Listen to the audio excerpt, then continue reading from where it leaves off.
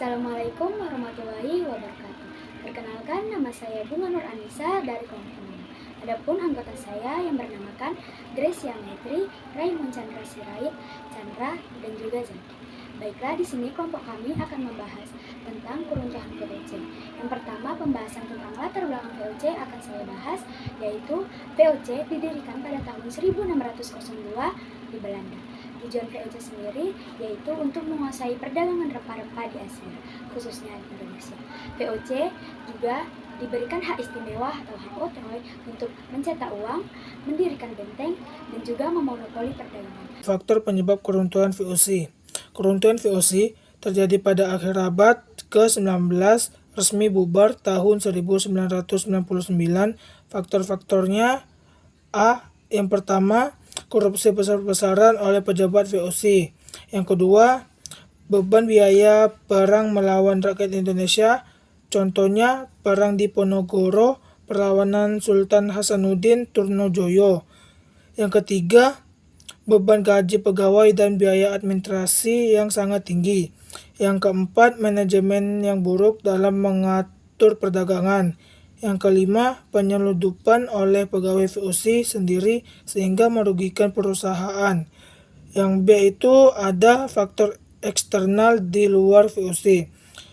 Yang pertama, persaingan perdagangan dengan bangsa Eropa lain. Contohnya seperti Inggris, Perancis, dan Portugis. Yang kedua, menurunnya harga rempah-rempah pasaran karena tidak lagi menjadi barang langka. Yang ketiga, kekalahan Belanda dari Perancis pada tahun 1995 membuat dukungan politik terhadap VOC melemah. Yang keempat dan yang terakhir, banyak pemberontakan rakyat Indonesia menentang monopoli. Dampak dari keruntuhan VOC bagi Indonesia. Jadi yang pertama itu, aset dan wilayah VOC itu diambil alih oleh pemerintah Belanda. Setelah VOC runtuh, pemerintah Belanda yang mengambil alih kepemimpinannya. Di situ lahirlah sistem pemerintah kolonial langsung. Lalu yang kedua itu, rakyat Nusantara itu tetap sengsara, malahan makin sengsara setelah VOC runtuh. Setelah VOC runtuh, sistem monopolinya diganti dengan sistem tanam paksa dan kolonialisme Belanda. Lalu yang ketiga, Belanda semakin memperluas kekuasaan ke seluruh wilayah Nusantara. Analisis topik yaitu keruntuhan VOC menunjukkan bahwa korupsi dan penyalahgunaan kekuasaan menjadi faktor utama kehancuran sebuah organisasi. Meskipun VOC bubar, rakyat Indonesia tidak langsung terbebas, justru masuk ke tahap kolonialisme yang lebih sistematis oleh pemerintah Belanda. Dari sistem ekonomi global, jatuhnya VOC menunjukkan pergeseran perdagangan dunia dari monopoli rempah ke sistem kapitalisme modern.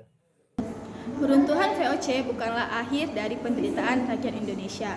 Justru setelah VOC dibubarkan, rakyat Indonesia semakin tersiksa karena pemerintah Belanda mengambil alih kekuasaan Indonesia dan melakukan eksploitasi yang lebih kejam. Eksploitasi adalah kegiatan yang menguntungkan diri sendiri dan seringkali merugikan orang lain tanpa memperhatikan kesejahteraan seseorang yang dieksploitasi. Namun, Indonesia tidak tinggal diam saja. Indonesia melakukan perlawanan sebagai bentuk menuju kemerdekaan.